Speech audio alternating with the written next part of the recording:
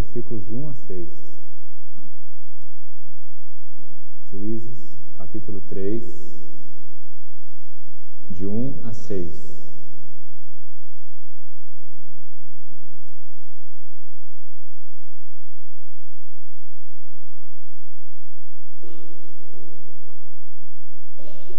São estas as nações que o Senhor deixou para por elas provar a Israel, isto é, a quantos em Israel não sabiam de todas as guerras de Canaã, tão somente para que as gerações dos filhos de Israel delas soubessem, para lhes ensinar a guerra, pelo menos os que dantes não sabiam disso.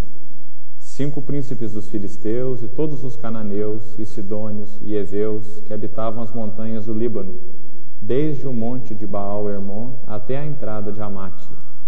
Estes ficaram, para por eles provar a Israel, para saber se dariam ouvidos aos mandamentos do Senhor, que havia ordenado a seus pais por intermédio de Moisés. Habitando, pois, os filhos de Israel no meio dos cananeus, dos heteus, e amorreus, e ferezeus, e heveus, e jebuseus, tomaram de suas filhas para si por mulheres, e deram as suas próprias aos filhos deles, e rendiam culto a seus deuses. Senhor, nós queremos colocar diante de Ti mais esse tempo que passaremos junto em torno da Tua palavra. Carente, Senhor, de graça, unção, entendimento espiritual, que só podem ser supridos pelo Senhor mesmo às nossas vidas. Te pedimos que o Senhor nos dê clareza de compreensão, para que Tua preciosa palavra, viva como ela é, eficaz, suficiente, poderosa para salvar nossas almas, possa estar operando progressivamente e cada vez de forma mais profunda em nossos corações, restaurando-nos de nossas ruínas, levantando para Ti mesmo um povo exclusivamente Teu, ataviado. Obrigado, Senhor, porque o Senhor tem usado da Tua palavra diariamente sobre as nossas vidas com este propósito. Nós sabemos, Senhor, que estamos tão próximos à Tua vinda e desejamos, como noiva, estarmos preparados. Ajuda-nos a render tudo o que há em nós, para que o Senhor possa conquistar completamente toda a nossa alma e nosso coração. Pedimos que o Senhor use deste tempo com este propósito, guardando-nos, cobrindo-nos com o Teu precioso sangue e nos dando capacidade de ouvir e guardar a Tua palavra nos nossos corações. Em nome de Jesus. Amém. Irmãos, esse texto que nós lemos, no capítulo 3, versículos de 1 a 6, ele resume o que nós temos procurado colocar durante essas reuniões de introdução que nós temos feito. Eu sei que nós estamos gastando bastante tempo com essa parte introdutória, na verdade, 4 reuniões já, e nós não entramos em nenhum juízo ainda, né? Mas eu creio que é necessário, porque sem essa visão panorâmica do livro de Juízes, nós vamos ter dificuldade de entender os detalhes. Realmente funciona aquilo que nós já colocamos aqui outras vezes. Para nós termos uma compreensão das partes, nós precisamos de uma visão do todo. Se nós não soubermos o que Deus tem a nos dizer com relação à atitude de Canaã, do povo, aliás, de Israel, o seu povo, para com ele, da atitude do seu povo de Israel para com Canaã, com os cananeus, que eram seus inimigos, então nós teremos dificuldade de interpretar o livro dos Juízes. Nós precisamos ver qual era a atitude do povo de Deus para com Deus e qual era a atitude do povo de Deus para com os cananeus. Senão nós teremos muita dificuldade de entender a batalha espiritual. Essas duas coisas são extremamente relacionadas. Aliás, a atitude de um determinava a atitude para com um determinava a atitude para com outro. A atitude deles para com Deus determinava a atitude deles para com os cananeus. Se eles estavam em temor a Deus, eles estavam tanto livres da opressão dos cananeus, quanto separados do culto idólatra dos cananeus. E quando eles estavam, então, misturados com seus inimigos, eles estavam, então, em apostasia com relação ao seu Deus. Essas duas coisas andavam juntas. Deus, por um lado, os cananeus, por outro, e o povo de Israel no meio, e a sua atitude para com um ou para com o outro. Então, na verdade, em linhas gerais, é isso que nós temos visto desde o início, e hoje nós ainda não vamos introduzir o estudo a respeito de Otoniel e Eude, que seriam os dois primeiros juízes. Nós vamos fazer mais uma mensagem introdutória, porque nós ainda temos princípios espirituais para serem compartilhados com relação a essa visão panorâmica do contexto dos juízes.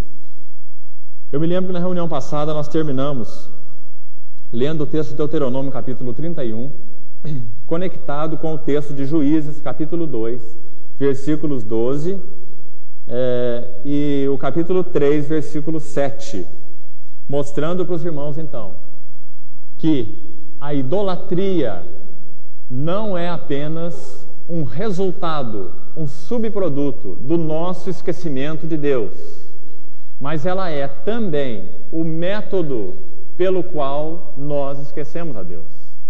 Então nós não apenas esquecemos a Deus e por consequência levantamos ídolos para que ocupem o seu lugar, para que deem a satisfação que procuramos, para que forneçam para a nossa alma o que ela deseja, né? Que nós não temos de alguma forma, segundo o nosso ponto de vista, né? Claro, encontrado no verdadeiro Deus. Satisfações egocêntricas, carnais, né? Então nós procuramos satisfação nesses ídolos que levantamos, tantos ídolos, né? Então, essa é uma forma de idolatria. Nós esquecemos a Deus e nós levantamos ídolos. Mas a coisa não funciona de um lado só, ela também funciona do outro lado. Nós primeiro levantamos ídolos, baseado na mesma cobiça do nosso coração, como o Senhor disse e Moisés registrou em Deuteronômio capítulo 31. Esse povo se levantará, né, e se prostituirá, e então me esquecerá. O processo descrito em Deuteronômio é inverso da forma como ele foi descrito em Juízes. Mas eles não se contradizem, porque as duas coisas acontecem, então, simultaneamente. É verdade por um lado, é verdade por outro, né?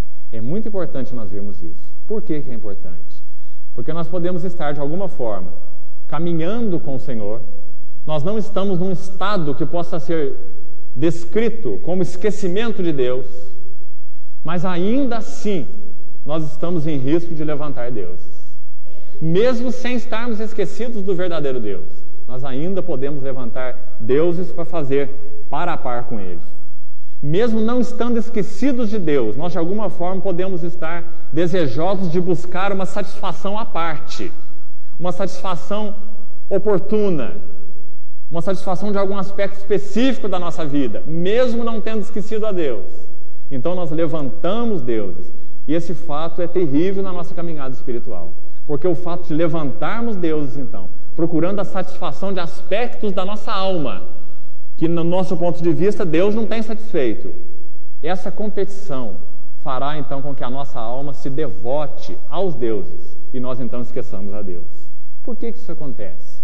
Se o nosso Deus é o Todo-Poderoso, por que Ele permite ser esquecido? Nós também já temos isso. Porque a única forma das nossas almas serem disciplinadas é nós experimentarmos que os nossos deuses, esse é um dos princípios que nós já comentamos tanto no livro de Juízes, os deuses que nós levantamos e escolhemos para suprir aquilo que nós entendemos que o nosso Deus não está suprindo, eles são laços. E eles serão vistos e experimentados na nossa vida como laços. E essa então é a maneira que Deus vai usar para nos disciplinar através dos nossos próprios deuses. Parece um método estranho, mas segundo o ponto de vista de Deus é o único método que funciona. Nós citamos para os irmãos que o povo de Israel foi curado definitivamente dos ídolos em uma ocasião específica. Os irmãos se lembram qual foi? Eles só foram curados do seu coração idólatra quando eles foram entregues ao cativeiro da Babilônia, a terra dos ídolos. Milhares de ídolos, ídolos para todo gosto, de toda forma. Deus então os enviou à terra dos ídolos. Agora eles não estavam em Canaã adorando ídolos. Deus os enviou para a terra dos ídolos, já que o que eles queriam eram ídolos. Então eles mergulharam na Babilônia, a terra dos ídolos, e lá ficaram 70 anos.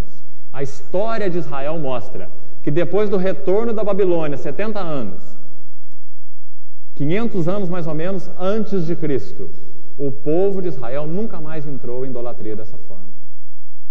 Eles foram curados da idolatria, sendo entregues à terra da idolatria, à plenitude do desejo dos seus corações. E foi um processo disciplinar tão tremendo, tão violento. Por que 70 anos? A Bíblia diz no Salmo que a vida de um homem, ela vai até os 70 anos, né? Em havendo vigor até os 80. 70 anos fala de uma geração, fala de uma vida. O cativeiro de 70 anos significa, espiritualmente falando, que Deus desejava que a vida natural do povo fosse consumida em adoração a ídolos. E então uma nova geração pudesse ser tirada daquela situação para então adorar e servir o Senhor. Espiritualmente falando, o que significa para nós? A mesma coisa. Não significa que nós estaremos em idolatria 70 anos. Espiritualmente falando, significa que Deus sabe como se utilizar dos próprios deuses que nós levantamos para que a nossa vida seja consumida por eles. E o que isso significa? Que nós sejamos levados então a ver por experiência que aqueles deuses são laços, que aqueles deuses são falsos, que aqueles deuses são cisternas rotas, que aqueles deuses não trazem verdadeira satisfação, que aqueles deuses, na verdade, eles punem e eles fazem com que nossa própria alma seja torturada por eles mesmos e não salva. Nós entramos em um processo de angústia e agonia espiritual. Se isso foi verdade com relação ao povo de Israel, espiritualmente falando, é verdade com relação a nós. E eu queria colocar para a gente encerrar esse princípio, que eu já comecei então a compartilhar na reunião passada, essa questão da idolatria, que é um princípio tão evidente aqui nos primeiros capítulos. Eu gostaria de colocar o seguinte: a maneira de Deus nos disciplinar, então, com relação aos deuses que nós levantamos, ela é muito singular. Nós podíamos dizer o seguinte: Deus se coloca em silêncio, num silêncio disciplinar. Os irmãos sabem que aqueles 70 anos que o povo de Deus foi levado então ao cativeiro da Babilônia, Deus não falou com eles.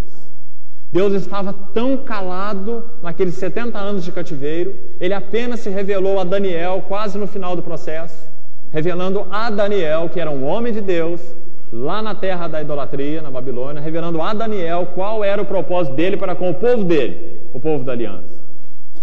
Mas, excetuando Daniel, e depois, praticamente dos 70 anos, né, Deus estava absolutamente calado e silencioso com relação ao povo durante 70 anos.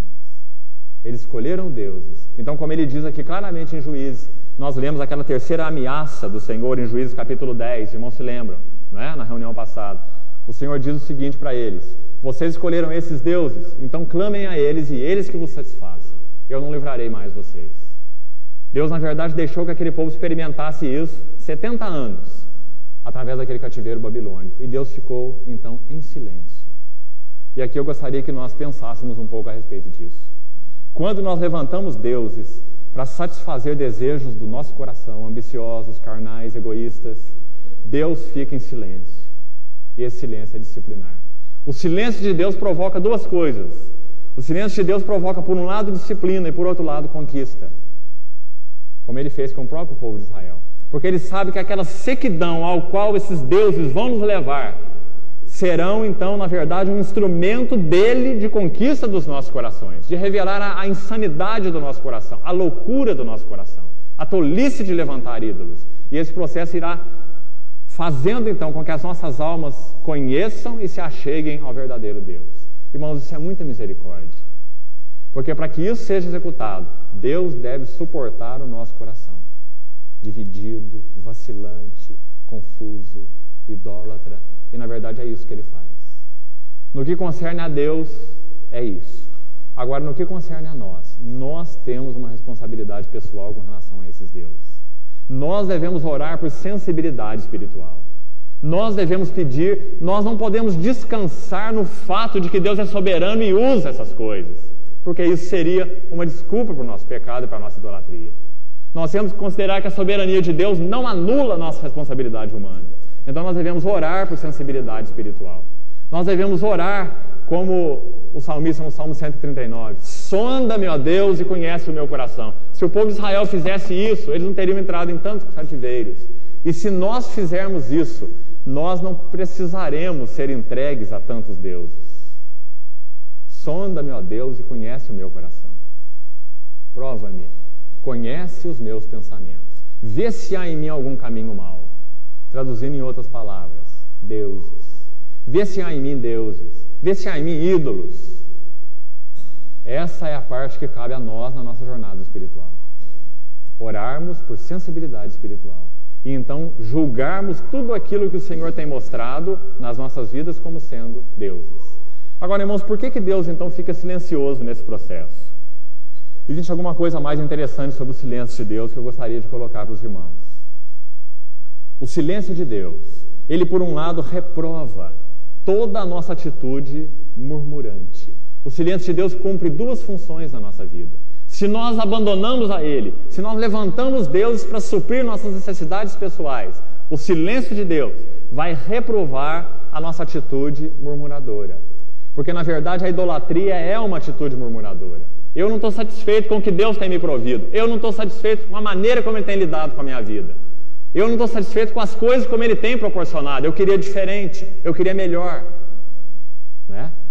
Então o silêncio de Deus reprova, é uma reprovação a toda atitude murmuradora das nossas vidas. Deus responde à nossa murmuração ficando quieto. E uma outra coisa que o silêncio de Deus expõe em nossas vidas, ele expõe tudo o que há de falso. Ele expõe motivações erradas e ele expõe pensamentos errados. Irmãos, o poder do silêncio de Deus é impressionante. Porque o silêncio de Deus gera angústia em nossas almas. O silêncio de Deus gera frustração, e essa é a maneira de Deus nos repreender. O silêncio de Deus faz com que as nossas almas sequem. Os irmãos se lembram que quando Deus criou o homem, a palavra diz que Ele soprou sobre ele o fôlego da vida, não é? Mostrando que o homem tinha estrita necessidade de comungar com Deus. Nós já fomos regenerados, somos filhos dele, habitamos em Cristo, Cristo habita em nós. Isso é um fato eterno. Mas na nossa experiência, se nós levantamos deuses, essa comunhão, esse fôlego de Deus é como que interrompido nas nossas vidas. Nós não perdemos a dádiva da vida. Nós continuamos sendo dele e ele nosso, assim como esse povo da aliança, Israel. Mas nós, na experiência, perdemos esse fôlego da vida. É o que o Senhor falou através de Isaías. Os vossos pecados fazem separação entre vós e o vosso Deus, para que ele não vos ouça. Então o silêncio de Deus não é um silêncio apático, é um silêncio que tem função didática, é um silêncio ativo. O silêncio de Deus faz com que essa sequidão, essa falta de fôlego espiritual nas nossas vidas, tanto exponha a nossa falsidade em levantarmos deuses, quanto nos reconduzam ao Deus verdadeiro. Essa é a história do povo de Israel, né? É o silêncio poderoso de Deus, é um silêncio didático, é um silêncio instrutivo. O silêncio de Deus expõe o que há de falso nas nossas vidas. O silêncio de Deus expõe motivações erradas. O silêncio de Deus expõe pensamentos errados. O silêncio de Deus expõe murmuração. Então, eu creio que nós precisamos entender bem isso, porque essa foi a atitude de Deus para com o seu povo, né? E essa é a atitude dele com relação às nossas vidas. Existe agora um outro princípio, então, que eu gostaria de partilhar com os irmãos. Eu gostaria que a irmã procurasse um quadro que está aí para a gente projetar a respeito daquele processo de apostasia, escravidão, súplica e libertação. E o princípio que eu gostaria de colocar, então, é o seguinte: tanto os cativeiros quanto a libertação do povo de Israel são atribuídos ao Senhor. Isso é um princípio no livro de Juízes, e é um princípio do qual há uma necessidade imensa de compreensão da nossa parte. Não há, estritamente falando, vamos procurar compreender isso, não há um dualismo espiritual. Essa história do dualismo vem desde os pais da igreja, não é? O conflito da igreja, dos homens de Deus contra o dualismo, remonta à igreja primitiva. Nós temos uma tentação inata no nosso coração de nós separarmos luz e trevas de uma forma definitiva, como se fossem dois poderes opostos, eternos e lutando contra si. Isso é dualismo. Dualismo significa uma crença em dois poderes, do bem e do mal, da luz e das trevas, que são eternos e que lutam entre si. Essa não é a visão bíblica. A Bíblia diz que só há um Deus eterno. E o próprio Satanás, no seu estado atual de rebelião, ele foi um anjo criado por Deus, que então, pela soberba do seu coração, concebeu dentro de si um desejo de se assentar no trono e ser como Deus, apesar de toda a glória que ele já tinha como anjo de Deus, que ele era. Ele concebeu esse desejo no seu coração de usurpar o trono de Deus e foi então julgado por Deus pela sua soberba. E ele injetou essa mesma soberba no coração do homem lá no Éden. Essa soberba que está dentro do nosso coração. Desejamos ser deuses. É por isso que nós levantamos deuses. Porque nós desejamos ser autossatisfeitos. Todas as vezes que nós levantamos deuses, é uma prova de que nós desejamos ser deuses. Nós queremos satisfazer o nosso próprio coração. Nós não queremos ter o único Deus como a nossa satisfação. Nós desejamos ser completos e autossuficientes. Essa era a intenção do diabo, de Satanás. E ele colocou essa mesma intenção nos nossos corações. Por isso que nós levantamos Deus. Esse vai me satisfazer. Esse vai dar certo. Agora eu vou ficar pleno. Assim vai funcionar. E nós vamos levantando deuses, deuses, deuses ao lado do nosso Deus. Né? E Deus, no meio de toda essa infidelidade do nosso coração, Ele, o verdadeiro Deus, que nos ama e está em aliança conosco, Ele vai utilizando esses próprios deuses para corrigir os nossos corações, para nos levar para dentro dele mesmo, para revelar que Ele é único e singular, através das frustrações do nosso coração.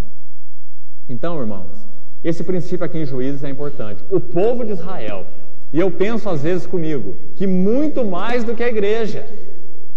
Isso, na verdade, é uma vergonha para nós, porque nós vivemos após a cruz, nós vivemos após a revelação plena de Deus em Cristo, muito mais do que o povo de Israel.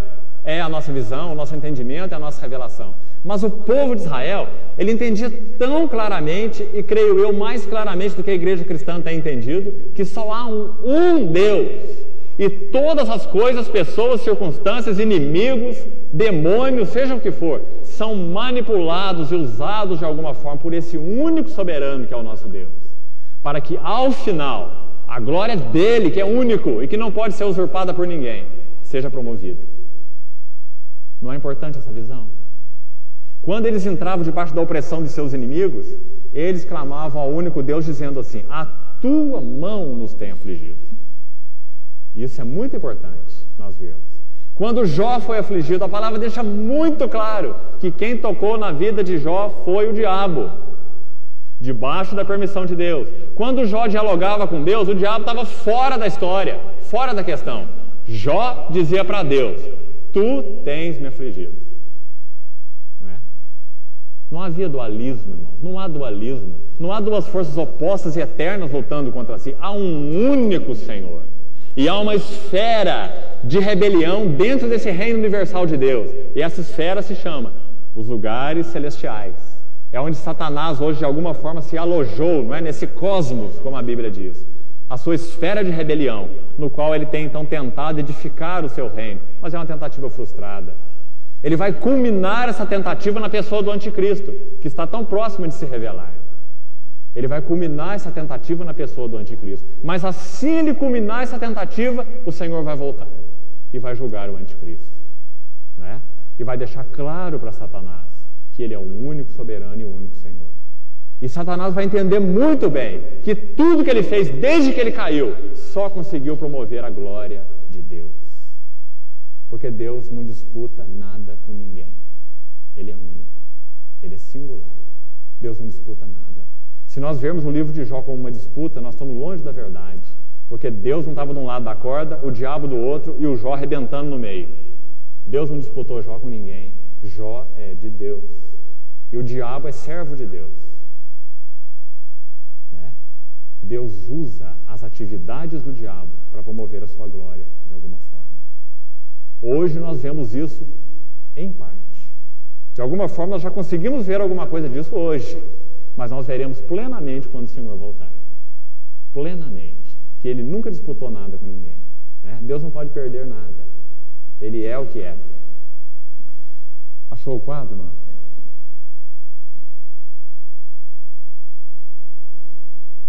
Esse quadro dá uma ideia, mas eu gostaria mais do outro. eu acho que é o que não foi projetado. Esse também mostra apostasia, né? Escravidão, mas mostra o libertador. Eu queria mostrar o processo. Esse processo, esse quadro. Tem um irmão aí que achou que eu estava com o braço meio curto, me deu uma canetinha de presente aqui para usar. Então vamos usar. Apontar para os irmãos aqui. Aquilo ali, olha. Apostasia, escravidão, súplica. Lá embaixo não estou nem enxergando o que está escrito. É libertação. Não é? Então esse processo é um processo que se repete. Vejam como é interessante. Chega um pouquinho para lá o quadro. Para o lado direito. Não, lado direito seu. Aí. Aquela primeira narrativa é o cativeiro do povo e a libertação quando Deus levantou Otoniel, o primeiro juiz. Depois, a segunda narrativa, quando ele levantou Eude. Lá na última coluna aparecem os nomes, né? Depois o terceiro, quando ele levantou Débora, né? Depois, quando ele levantou Gideão. Depois, quando ele levantou Jefité. E depois, quando ele levantou Sansão, né? Então os irmãos se lembram que nós falamos que o livro de Juízes se divide em 6 episódios centrais, dos quais nós vamos examinar 5, com mais detalhes, a partir da próxima reunião. Agora, observe como é interessante esse quadro. Em todos esses cativeiros, depois os irmãos, se quiserem, podem fazer xerox dele, não se preocupem em copiar. Em todos esses cativeiros, os irmãos vão ver o mesmo processo. Olha essa coluna de apostasia. Na coluna de apostasia, os irmãos vão ver a mesma frase em todas as entradas do povo em apostasia, não é? Os filhos de Israel fizeram o que era mal perante o Senhor. Tornaram os filhos de Israel a fazer o que era mal perante o Senhor. Os filhos de Israel fizeram o que era mal. Tornaram a fazer, fizeram o que era mal. A mesma frase, não é? Introduz, então, a história de apostasia. Levantaram deuses, não é? Depois, a mesma frase, em todos os 6 episódios, introduz o processo de escravidão. O que o Senhor fez? Então a ira do Senhor se acendeu. O Senhor deu poder a Eglon. Entregou o Senhor nas mãos de Jabim. Por isso o Senhor entregou nas mãos dos midianitas. Ali, né? O quarto. Depois acendeu-se a ira do Senhor. O Senhor os entregou de novo. A mesma coisa. Então o Senhor usando a sua mão disciplinar com a mesma finalidade, né? Depois a súplica, clamaram ao Senhor, clamaram ao Senhor, clamaram ao Senhor, clamaram ao Senhor. Então Deus usando o cativeiro para discipliná-los por um lado, fica bem claro, né? Por um lado disciplina, por outro lado reconquista, né? Isso precisa ser visto. Disciplina por um lado e reconquista por outro. Então aí que nós vemos o silêncio de Deus. Deus os entrega aos deuses que eles escolheram e reconquista o coração deles. Fazendo o quê? Ficando silencioso. 7 anos, 20 anos, né? E o povo então colhendo o resultado dos deuses que escolheram. No início, irmãos, devia ser muito interessante. Era uma aliança, entrega os filhos para as mulheres deles, toma as mulheres deles para os filhos deles. Parece muito prazer, muito interessante, muito bom. Deus é que não funciona direito em achar que tem que matar todos os cananeus. Por que nós não podemos usar os cananeus para o nosso prazer? Eles podem até nos servir. A palavra diz que eles tentaram sujeitar os cananeus a trabalhos forçados, fizeram isso, tentando usar da carne, como nós vimos, né, para servi-los. Então Deus é quem não teve uma ideia boa. A ideia deles é que era boa, não é? Eles podiam pensar aparentemente. Eles começaram então a conviver, cananeus e judeus, cananeus e judeus. O resultado final, em todos os cativeiros, os cananeus suplantaram os judeus. E eles oprimiam os judeus. É isso que acontece com a nossa história. Aquilo que nós levantamos, que inicialmente parece nos dar uma satisfação, logo se revela como algo que nos escraviza e que na verdade não traz satisfação nenhuma. É um laço. Por isso aquele princípio, os vossos deuses serão laços. Laço prende, laço sufoca, laço asfixia, não é? Os vossos deuses serão laços. Então, quando eles experimentavam isso, lá naquele processo de súplica ali, não é? Então eles clamaram ao Senhor, e o Senhor suportou isso aí todo esse tempo. A bondade de Deus, o amor de Deus, a fidelidade de Deus. Quando ele exortou o povo no capítulo 2, nós já vimos, antes deles entrarem nesse primeiro cativeiro sério, ao rei da Mesopotâmia, primeiro que é descrito aí, O Senhor diz assim em Juízes capítulo 2, através daquele anjo, né? Eu nunca invalidarei a minha aliança convosco. Eu nunca invalidarei, mas vocês serão entregues aos deuses que escolheram. E os vossos deuses serão laços, né? Então vejam como é estranho, mas como é maravilhoso o processo disciplinar de Deus. Estranho entre aspas, né? Porque com relação às nossas almas pecaminosas, nunca funcionaria outra forma. E outra forma não seria coerente com o caráter de Deus, porque Ele nos prenderia por necessidade. Não, você é meu e acabou, eu não vou permitir que ninguém chegue perto de você, que nenhum Deus chegue perto de você. Não é? Irmãos, Deus não é possessivo, digamos assim, dessa forma. Ele deseja o amor devotado e voluntário dos nossos corações. Lá no Jardim do Éden isso já ficou muito claro. Ele não colocou lá apenas uma árvore, colocou duas. É como se ele dissesse para Adão: Adão, eu vou te orientar em tudo. Eu te criei. O fôlego que você tem hoje é meu. Eu te criei para ter comunhão comigo. Eu sou teu Deus. Você vai vigiar, vai guardar esse jardim. Eu vou passar aqui todo dia para ter comunhão com você na viração do dia. Todo dia você vai ter o gozo e o prazer da minha presença, e eu vou ter o gozo e o prazer da sua presença. Né?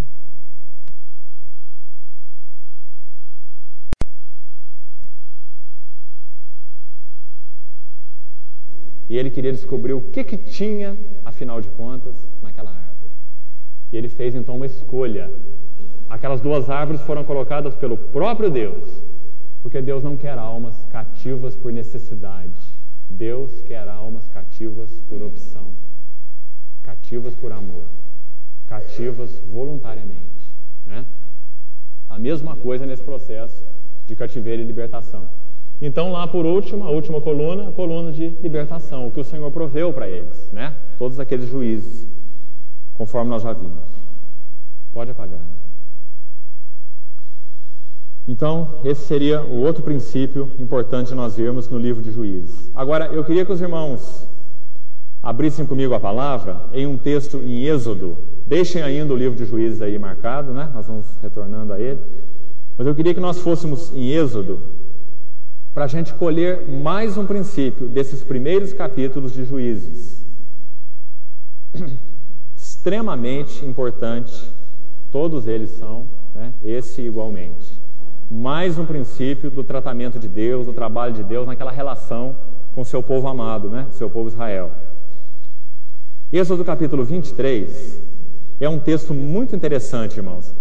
Profético, né? Porque o povo ainda não tinha entrado na terra. Deus está falando através de Moisés, e ele mostra para Moisés algo que eu gostaria que os irmãos notassem com muito cuidado, com muita atenção. Importantíssimo para a nossa jornada espiritual hoje. Deus mostra para Moisés, muito antes deles entrarem na terra, como seria o processo de conquista espiritual. Como seria esse processo?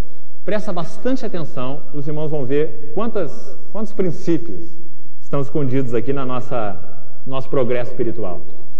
Êxodo 23, versículo 20. Eis que eu envio um anjo diante de ti, para que te guarde pelo caminho e te leve ao lugar que eu tenho preparado.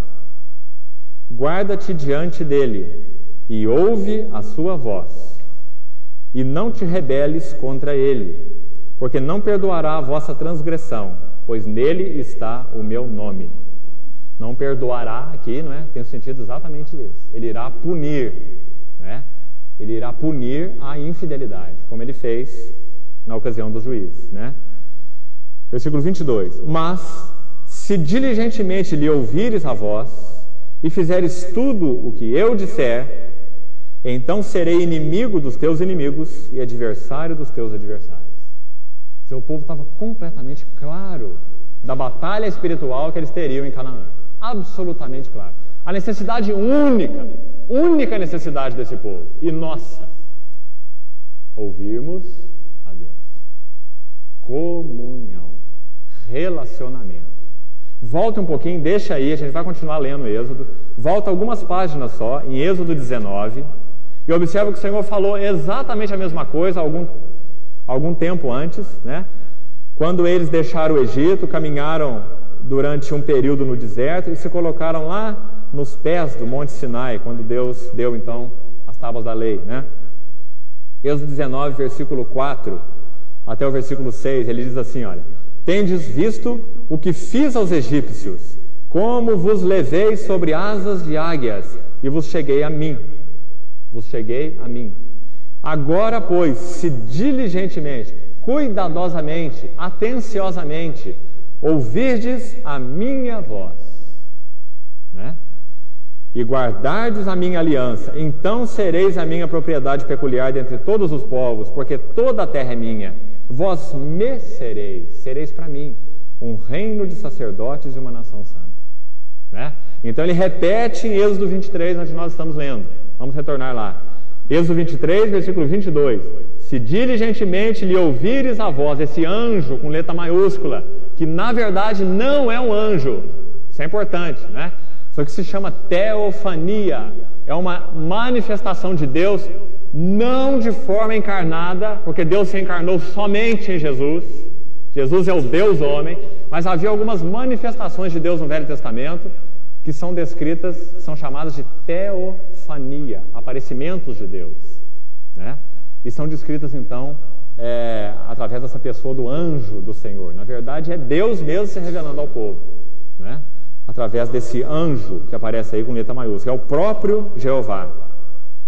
A gente vê isso claramente, porque ele recebe adoração, ele fala as palavras como sendo o próprio Senhor, não é? E nenhum anjo na Bíblia recebe a adoração.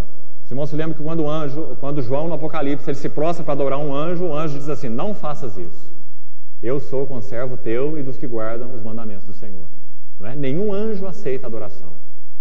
Agora esse anjo do Senhor com letra maiúscula, ele recebe adoração, porque na verdade é o próprio Jeová entre eles, né? Uma manifestação do próprio Deus.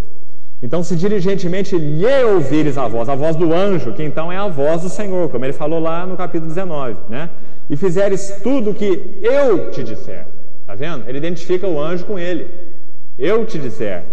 Então serei inimigo dos teus inimigos e adversário dos teus adversários, porque o meu anjo irá diante de ti e te levará aos amorreus, aos heteus, aos ferezeus, aos cananeus, aos heveus, aos jebuseus, aos eus, como nós falamos, né?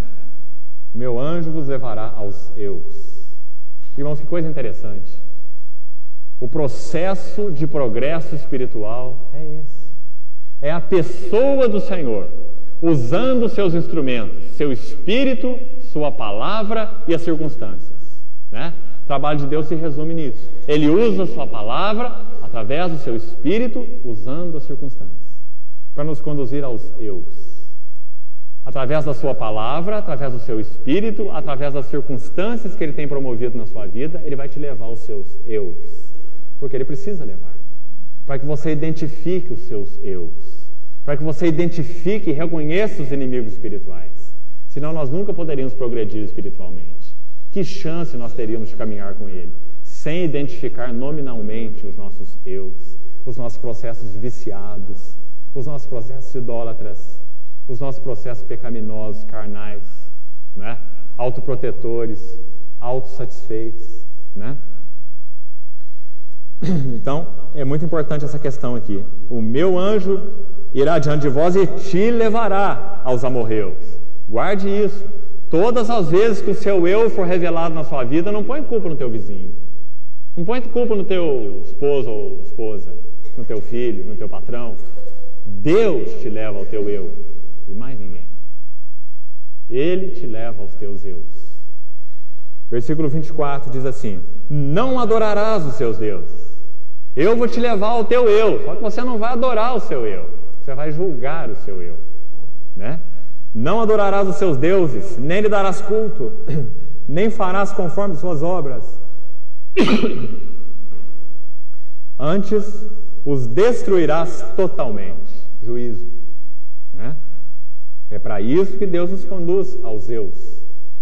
E despedaçarás de todo as suas colunas. Você vai cortar o eu pela raiz, né? No Senhor, todos nós somos capazes, né? Servireis ao Senhor vosso Deus, e Ele abençoará o vosso pão e a vossa água, e Ele mostra as consequências, então, da obediência. Agora, vamos pegar ali no versículo 28. Presta atenção. Também enviarei vespas diante de ti, que lancem fora os heveus, os cananeus e os heteus de diante de ti. Versículo 28, fica bem claro. O texto que o irmão Walter leu no início da reunião, não é? O Senhor deixaria claro para o seu povo que nessa peleja com os eus, a vitória era dele mesmo. Ele iria na frente.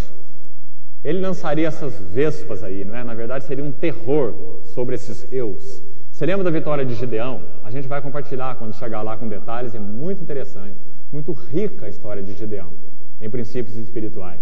Os irmãos vão ver que Gideão levantou um exército enorme para acabar com os midianitas. Tinha tanta gente que era como se o Senhor pudesse ficar de lado, de tanta gente que Gideão tinha, para acabar com os cananeus. Então o Senhor falou, não, isso aí não está bom. Vamos reduzir esse exército. E ele reduziu de 135 mil para 300. É uma redução drástica, não é? E Gideão vai com 300. Então, quando eles entram naquele processo de se acampar e esperar a hora do Senhor, eles quebram os seus cântaros, mostram aquelas tochas. Então diz a palavra que o Senhor lançou terror sobre os midianitas. E eles começavam a matar-se uns aos outros. Eles próprios se destruíam e se feriram. O exército de Gideão basicamente não teve que fazer nada, né? Então, para que fique claro que a peleja é do Senhor. Irmãos, é uma outra questão que tem que ficar clara para nós. É dele. Ele vai à frente até o nosso eu. Obrigado, irmão. Ele vai adiante de nós. Nós não teremos chance com os eu. É eu demais para nós. Tem 7 eus nessa terra, né? Mas o Senhor é quem vai confrontando esses eus e nos capacitando a julgá-los, discerni-los primeiro, né? E depois julgá-los. Versículo 29, uma outra questão muito interessante nesse processo espiritual que eu queria que você notasse. Como que eles conquistariam a terra de Canaã? Como que eles batalhariam com esses inimigos e com esses deuses, afinal de contas? Presta atenção. O Senhor diz, não os lançarei fora de diante de ti num só ano. Qual o propósito disso? De ser então uma luta lenta, uma batalha diária, esse inimigo ia aparecer talvez mais de uma vez, você vai ter que confrontá-lo, né? Mais de uma vez, para que a terra não se torne em desolação e as feras do campo não se multipliquem contra ti. Eu creio que existe um princípio espiritual embutido aí muito interessante, e a gente vai procurar clarear isso aqui através de um texto de Mateus, um texto do Novo Testamento. Vamos primeiro enunciar o princípio, para quando a gente lê Mateus ficar mais claro. No nosso processo de batalha espiritual, Deus não desaloja os nossos inimigos todos de uma vez por todas, ou de uma vez só. Ele vai desalojando os nossos inimigos pouco a pouco. Ele te leva a um eu, depois a outro eu, depois a outro eu, depois a outro eu, 7 eus, a todos os teus eus, a plenitude do eu, né? 7 eus, e ele vai desalojando um por um. Por quê? Primeiro que nós nem suportaríamos que o Senhor desalojasse todos os nossos eus de uma vez, porque os nossos eus são tão adorados por nós, que se o Senhor fizesse isso, acho que nós teríamos um infarto, não é? Nós ficaríamos sem deuses. Então o Senhor vai devagar desalojando os nossos deuses. Agora tem um outro propósito muito sério e interessante com relação a isso. Deus deseja que no lugar, preste atenção aqui, no lugar de cada eu que Ele está quebrando, tratando, levando-nos a julgar e desalojando do nosso coração, purificando então as nossas almas, no lugar desse eu, Ele mesmo, seu trabalho, sua palavra, o caráter dele, a pessoa dele, tem que ser alojada no lugar desse eu. Esse é o princípio espiritual. Está enunciado aqui na figura, no versículo 29, que nós acabamos de ler de Êxodo, capítulo 23. Ele está dizendo assim, usando a linguagem literal. Ele está dizendo assim, se eu desalojar esses inimigos de todo de uma vez, as cidades vão ficar desertas, onde esses inimigos habitam. Está bem claro aí explicado. As bestas feras, que são os animais selvagens daquela região, vão se multiplicar, porque ninguém mais ia caçar, não é isso? Então os animais ferozes daquela região iam se multiplicar imensamente, e o povo de Israel teria pouca chance depois de entrar numa terra desse jeito. Uma terra completamente selvagem e habitada por essas bestas feras, não é? É claro que com a companhia do Senhor, eles destruiriam essas bestas feras, mas o Senhor deseja não é se deter em detalhes, o Senhor deseja anunciar um princípio espiritual para nós, né? Essas bestas feras tipificam os próprios demônios. Nós vamos ler em Mateus. Existe então um princípio muito importante aí. Deus vai nos levando a lidar com esses eus, um por um, para que o seu caráter possa ser formado neste lugar onde ele está lidando. Porque se ele desalojasse o inimigo e nada fosse edificado no lugar, nós estaríamos sujeitos a uma opressão ainda maior na mesma área. Isso é importante. Isso não é uma coisa de pequeno valor. Se nós pudéssemos ser trabalhados em um aspecto da nossa vida, mas o caráter de Cristo ali não fosse formado, nós estaríamos sujeitos a opressão ainda maior naquelas mesmas áreas. Onde que está esse princípio? Abram, por favor, em Mateus. Depois nós voltamos a esse texto de Êxodo. Mateus, capítulo 12.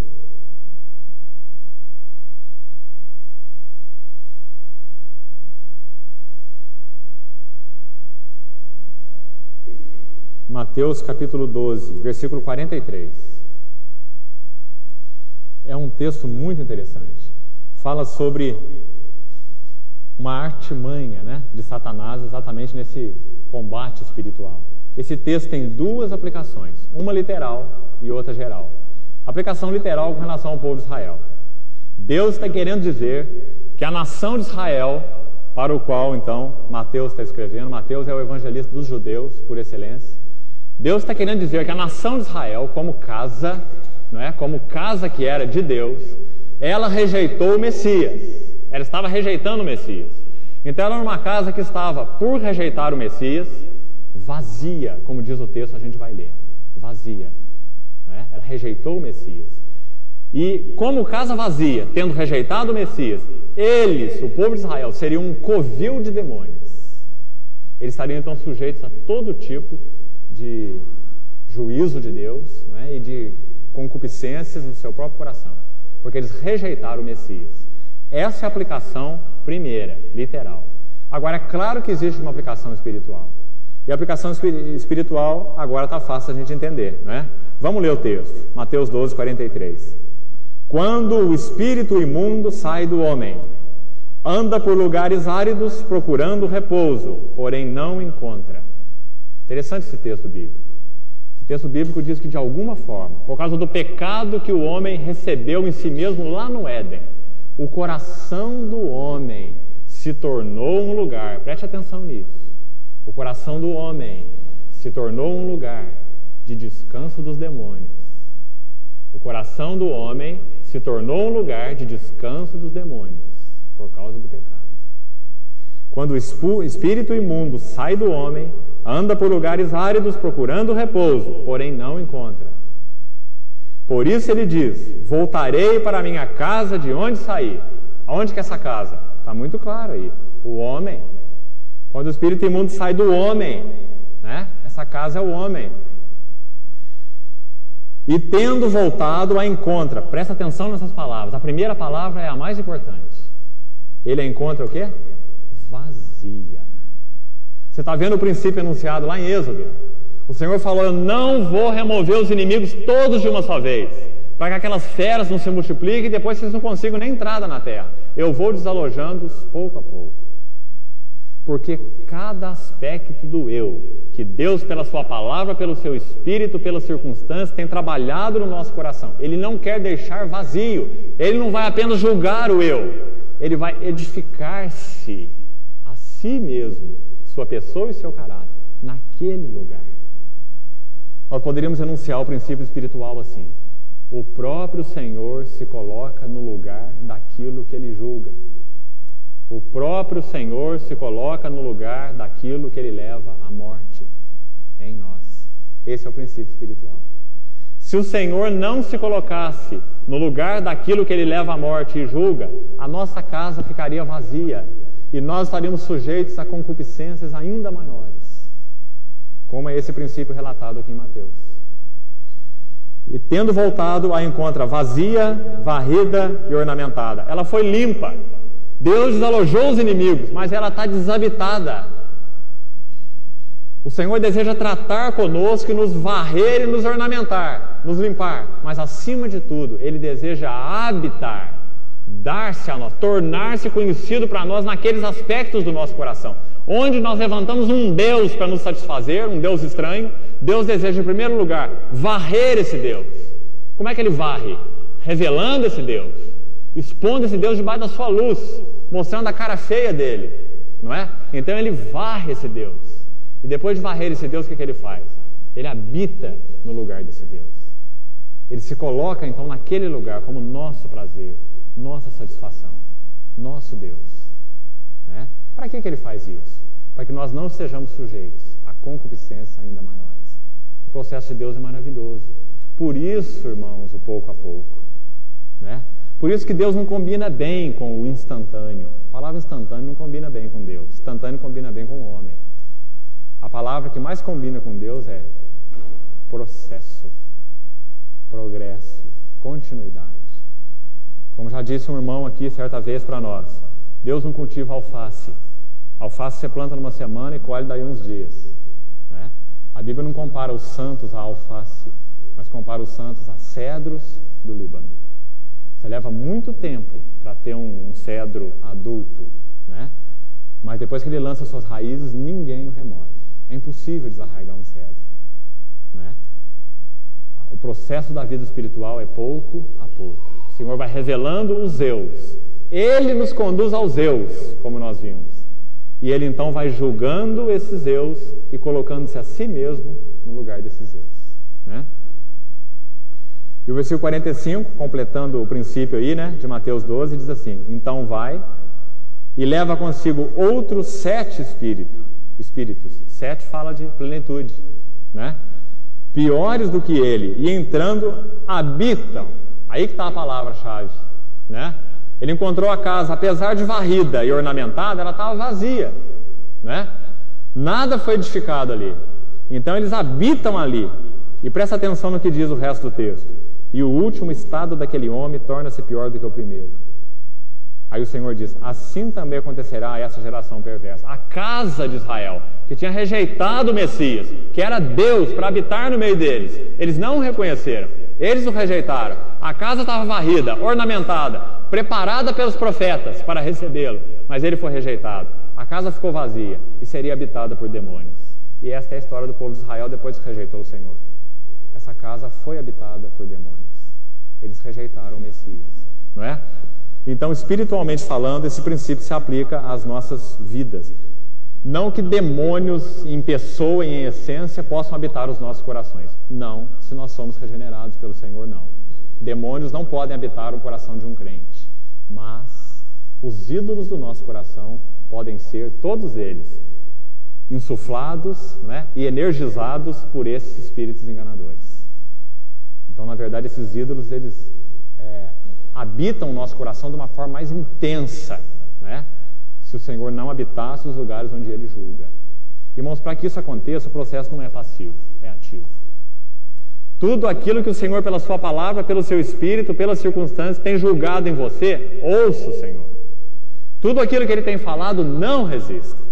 Tudo aquilo que Ele tem pedido, entregue. Tudo aquilo que Ele quer ter comunhão com você sobre o assunto, tenha comunhão. Não reserve, não tranca o porão. Não diz: não, Senhor, essa chave vai ficar aqui.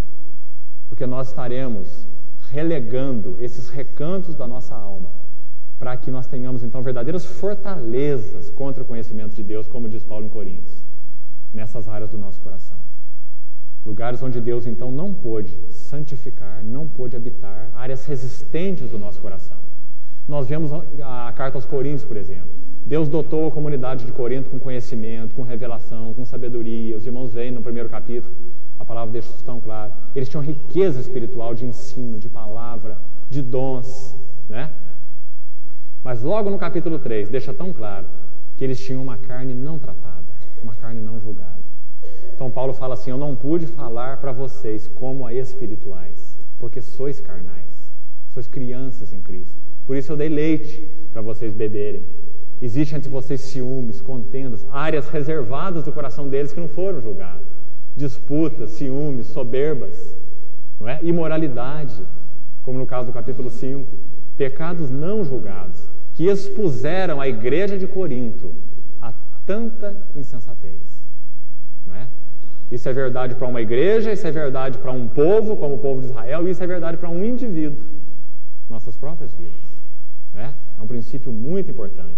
Tudo aquilo que Deus tem falado, considera diante dele. Deixa a palavra julgar e edificar, matar e ressuscitar, despir e revestir, naquelas áreas específicas da sua vida que o Senhor tem desejado mexer. Do contrário, nós estaremos entregues às nossas concupiscências, e concupiscências cada vez maiores. Essa é a nossa tragédia. Elas não vão diminuir, elas vão aumentar. 7 espíritos piores do que ele, e torna-se o seu último estado pior do que o primeiro. Esse é um princípio muito importante na nossa batalha espiritual. Agora, voltando lá em Êxodo, para a gente terminar. Êxodo 23, a gente leu o versículo 29, né? Êxodo 23, 29. Não os lançarei fora num só ano, para que a terra não se torne em desolação, e as feras do campo se não multipliquem contra ti. E o versículo 30, então. Pouco a pouco os lançarei de ti. Pouco a pouco. Se você ler o versículo 23, eu acho que explica bem isso aí, não é? O versículo 23 que a gente já leu. O meu anjo irá diante de vós e ele te levará aos amorreus, aos heteus, aos ferezeus, aos cananeus, aos heveus, aos jebuseus, pouco a pouco, passo a passo, né? Assim é o processo de Deus. Pouco a pouco os lançarei de diante de ti, até que te multipliques e possuas a terra por herança. Está vendo? Espiritualmente falando, então, seria até que aquela questão na sua vida possa ser edificada por mim mesmo, pelo meu caráter mesmo, pela minha palavra mesmo, não é? E você possa, então, ser forte naquela questão. Você possa me conhecer especificamente com relação àquela questão, não é? Ver que eu sou o verdadeiro Deus, no lugar daquele que se levantou. O povo se multiplicaria, e então Deus poderia levá-los a outro inimigo, e outro inimigo seria desalojado, né? Pouco a pouco. Irmãos, a última questão que eu vou colocar, para nós terminarmos. A gente vai retomar daqui, então, no domingo, na próxima reunião. Existem 6 episódios centrais no livro de Juízes, e existem 5 cativeiros. Eu vou só citar para os irmãos, domingo a gente retoma daqui, estudando então o primeiro cativeiro e a primeira libertação com Otoniel, que foi o primeiro juiz. Eu queria que os irmãos notassem isso. Eu não tenho um esboço disso no quadro, mas seria interessante os irmãos notarem e anotarem. Existem 6 episódios no livro de Juízes, mas na verdade existem 5 cativeiros. Por isso que nós não vamos entrar em detalhes na história de Jefté, porque o período de Jefté, o povo estava cativo aos filisteus, o mesmo povo da época de Sansão. O mesmo povo. Então, na verdade, são 5 cativeiros. Há 5 povos. Então, nós escolhemos 5 juízes para falar de cada povo, de cada opressão. Então, o primeiro cativeiro a que eles submeteram foi o cativeiro à Mesopotâmia. Depois a gente vai examinar com detalhe. Mesopotâmia na Bíblia tipifica o mundo. Quando você ouve Mesopotâmia, você lembra de quem? Abraão. Abraão foi chamado por Deus de Ur, né? Da terra de Ur, da cidade de Ur, na Mesopotâmia. A Mesopotâmia na Bíblia tipifica o mundo, o cosmos, esse sistema de inimizade contra Deus. O primeiro cativeiro foi a Mesopotâmia. Depois a gente vai ver os detalhes. Segundo cativeiro foi a Moabe. Depois a gente vai ver os detalhes também. Moabe na Bíblia tipifica a carne. Seria o nosso segundo inimigo espiritual. Mesopotâmia, então, o nosso cativeiro é o mundanismo. Moabe, o segundo cativeiro, Deus usou Eude para libertá-los, né? Do rei Eglon, que era o moabita. Moabe na Bíblia tipifica a carne. O terceiro cativeiro foi o cativeiro a Canaã, ao rei de Canaã, especificamente Canaã, os cananeus. Jabim era o nome desse rei. Canaã, literalmente no hebraico, significa partes baixas. Então, o cativeiro a Canaã, a Jabim, tipifica a carne no sentido das suas cobiças e paixões. As partes mais baixas da carne. as cobiças e paixões. Depois vem o quarto cativeiro. O quarto cativeiro foi aos midianitas, quando Deus usou Gideão. É um cativeiro muito peculiar. Ele é muito singular no meio desses 5. Esse quarto cativeiro, pelo seguinte: todos os outros povos, eles oprimiam Israel e mantinham Israel debaixo de sítio. Eles sitiavam o povo e o povo estava ali cercado debaixo de opressão. Os midianitas não. Vamos orar. Pai, nós te agradecemos, porque o Senhor, pela tua bondade, tua aliança, a fidelidade da tua aliança conosco, o Senhor tem advertido os nossos corações e nos dado capacidade de reconhecer tua voz no meio de toda a batalha espiritual, no meio dos nossos confrontos diários com o mundo, a carne, os inimigos espirituais, as coisas legítimas e ilegítimas em nós, as falsificações espirituais. Obrigado, Senhor, porque sem um discernimento teu mesmo, nós estaríamos completamente incapacitados de progredir em direção ao Senhor, de ter comunhão contigo. Te pedimos, Senhor, que o Senhor nos dê em Ti essa capacidade de discernimento e de juízo com relação aos nossos deuses, aos nossos ídolos. Que o Senhor reconduza o nosso coração do cativeiro para a libertação.